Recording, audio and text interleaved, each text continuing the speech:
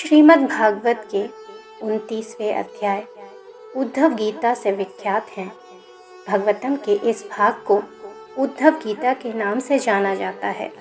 बचपन से ही उद्धव सारथी के रूप में श्री कृष्ण की सेवा में रहे, किंतु उन्होंने श्री कृष्ण से कभी कोई इच्छा नहीं जताई, ना ही कोई वरदान मांगा।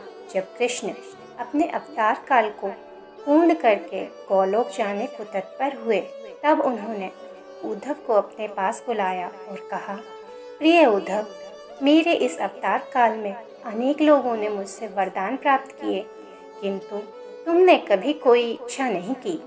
अब इस समय कुछ मांग लो, मैं तुम्हें देना चाहता हूँ। तुम्हारा कुछ भला कर मुझे भी संतुष्टि होगी। उद्धव ने इसके बाद भी स्वयं के लिए कुछ नहीं मांगा। वे केवल अपने मन की उन शंकाओं का समाधान चाहते थे जो उनके मन में कृष्ण की शिक्षाओं और उनके कृतित्व को देखकर उठ रही थीं। उन्होंने भगवान श्री कृष्ण से पूछा, भगवान, महाभारत के घटनाक्रम में अनेक बातें मैं समझ नहीं पाया। आपने उपदेश कुछ अलग दिए, जबकि आपका व्यक्तिगत जीवन कुछ अलग तरह का दिखता रहा। क्या आप मुझे उनका कारण समझाकर मेरे ज्ञान पिपासा को शांत करेंगे? श्री कृष्ण बोले, उद्धव, मैंने कुरुक्षेत्र के युद्ध क्षेत्र में अर्जुन से जो कुछ कहा वह भगवत गीता थी। आज जो तुम जानना चाहोगे उसका मैं जो उत्तर दूंगा वह उद्धव गीता के रूप में जानी जाएगी। इसी कारण मैंने तुम्हें यह अवसर दिया है। तुम बेझिझक होकर पूछो। उद्धव ने पूछना शुरू किया, हे कृष्ण, सबसे पहले मुझे यह बताओ कि सच्चा मित्र कौन होता है? कृष्ण ने कहा, सच्चा मित्र वह है जो जरूरत पड़ने पर मित्र की बिना मांगे मदद करे। उद्धव, कृष्ण, आप पांडवों के आत्मीय मित्र थे। आपात बांधव के रूप में उन्होंने सदा आप पर पूरा भरोसा किया। कृष्ण, आप महान ज्ञानी हैं। आप भूत, वर्तमान और भविष्य के ज्ञाता हैं, किंतु आपने सच्चे मित्र की जो परिभाषा दी है, क्या आपको नहीं लगता कि आपने उस परिभाषा के अनुसार कार्य किया? आपने धर्मराज युधिष्ठिर को द्यूत खेलने से क्यों नहीं रोका? ठीक है, आपने उन्हें नहीं रोका, लेकिन आपने भाग्य को धर्मराज के पक्ष में क्यों नहीं मोड़ा? आप चाहते तो युधिष्ठिर जीत सकते थे। आप कम से कम उन्हें धन, राज्य और खुद को भी हारने के बाद रोक तो सकते थे।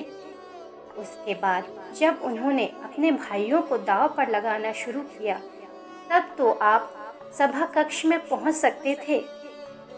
आपने यह भी नहीं किया। इसके बाद जब दुर्योधन ने पांडवों को सदैव अच्छी किस्मत वाला बताते हुए द्रौपदी को दांव लगाने के लिए प्रेरित किया और जीतने पर हारा हुआ सब कुछ वापस कर देने का लालच दिया, कम से कम तब तो आप हस्तक्षेप कर सकते थे। अपनी दिव्य शक्ति के द्वारा आप पासे धर्मराज के अनुकूल कर सकते थे ना। इसके स्थान पर आपने तब हस्तक्षेप किया जब द्रौपदी लगभग अपना शील खो रही थी। तब आपने उसे वस्त्र देकर द्रौपदी के शील को बचाने का दावा किया। लेकिन आप यह दावा भी कैसे कर सकते हैं? उसे एक आदमी घसीट कर सभा में लाता है और इतने सारे लोगों के सामने निर्वस्त्र करने के लिए छोड़ देता है। एक महिला का शील क्या बचा? आपने क्या बचाया है? अगर आपने संकट के समय अपनों की मदद नहीं की तो आपको आपात बांधव कैसे कहा जा सकता है? आपने संकट के समय मदद नहीं की तो क्या फायदा है? क्या यही धर्म है? इन प्रश्नों को पूछते पूछते उद्धव का गला रूंध गया और उनकी आंखों से आंसू बहने लगे। ये अकेले उद्धव के प्रश्न नहीं हैं। महाभारत पढ़ते समय हमारे मनोमस्तिष्क में भी यह सवाल उठते हैं। उद्धव ने हम लोगों की ओर से ही श्री कृष्ण से उक्त प्रश्न किए। अब भगवान कृष्ण हंसते हुए बोले कि प्रिय उद्धव, यह सृष्टि का नियम है। कि विवेकवान ही जीतता है। उस समय दुर्योधन के पास विवेक था, धर्मराज के पास नहीं। यही कारण रहा कि धर्मराज पराजित हुए। उद्धव को हैरान परेशान देखकर कृष्ण आगे बोले कि दुर्योधन के पास जुआ खेलने के लिए पैसे और धन तो बहुत था, लेकिन उसे पासों का खेल नहीं आता था। इसलिए उसने अपने मामा शकुनी को द्वैत क्रीड़ा के लिए उपयोग किया। यही विवेक है। धर्मराज भी इसी प्रकार सोच सकते थे और अपने चचेरे भाई से यह पेशकश कर सकते थे कि उनकी तरफ से मैं खेलूंगा। जरा विचार करो, अगर शकुनी और मैं खेलते तो कौन जीतता? पासे के अंक उसके अनुसार आते या मेरे अनुसार? चलो इस बात को जाने दो। उन्होंने मुझे खेल में शामिल नहीं किया।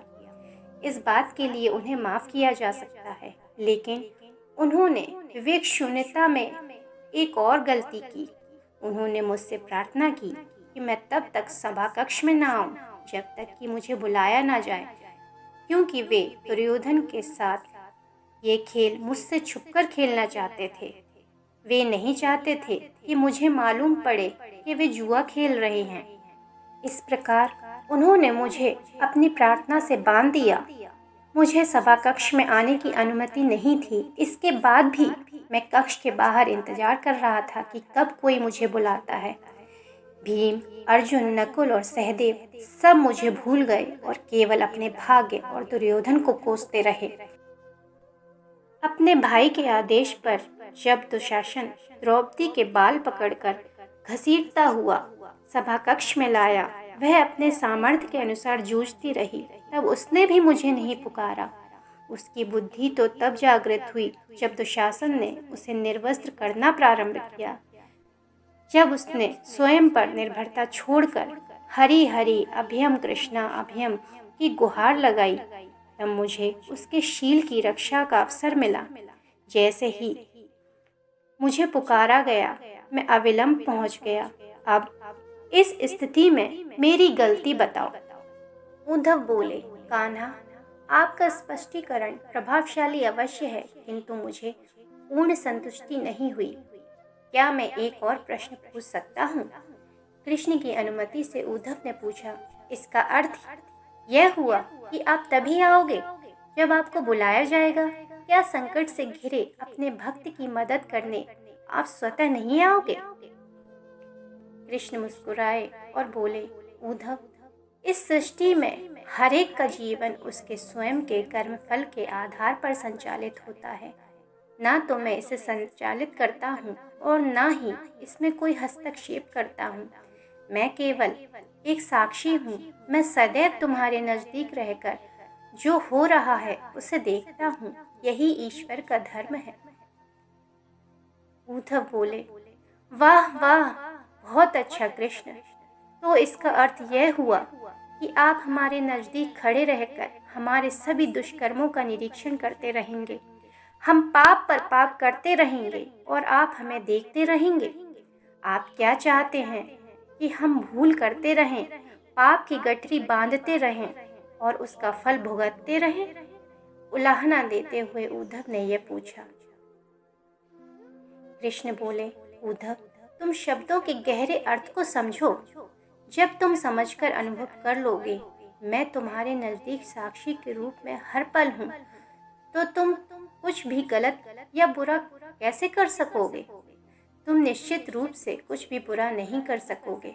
जब तुम यह भूल जाते हो और यह समझने लगते हो कि मुझसे छुपाकर कुछ भी कर सकते हो, तब ही मुसीबत में फंसते हो। धर्मराज का अज्ञान यह था कि उसने माना कि वह मेरी जानकारी के बिना जुआ खेल सकता है।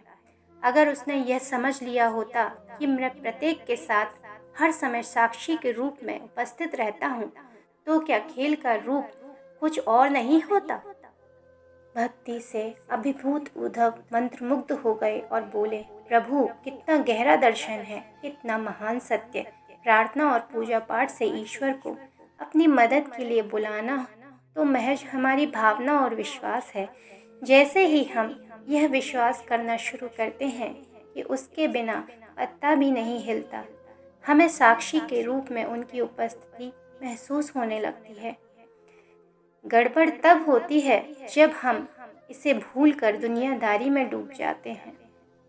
संपूर्ण श्रीमद् भागवत गीता में श्री कृष्ण ने अर्जुन को इसी जीवन दर्शन का ज्ञान दिया है। सारथी का अर्थ है मार्गदर्शक।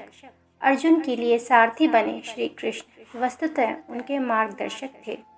वह स्वयं के सामर्थ्य से युद्ध नहीं कर पा रहा था, लेकिन जैसे ही उसे परम साक्षी के रूप में उनका एहसास हुआ, ईश्वर की चेतना में विलय हो गया। यह अनुभूति थी शुद्ध, पवित्र, प्रेममय, आनंदित, सुप्रीम चेतना की। तत्त्वमसि अर्थात वह तुम ही हो। अगर हम सब यह अनुभव कर लें कि ईश्वर हमेशा हमारे साथ है, तो हमसे कभी कुछ गलत हो ही नहीं सकता। जय जय श्री राधे।